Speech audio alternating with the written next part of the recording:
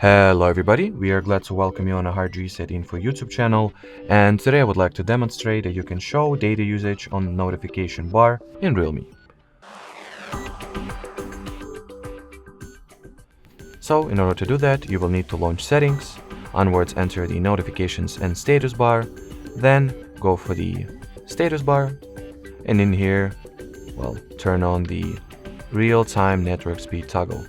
And now over here, you will be able to see the internet speed that you are currently sitting at, or the rate at which your data, should it be Wi-Fi or mobile, is getting drained. Alrighty, so that would be it for this video, guys.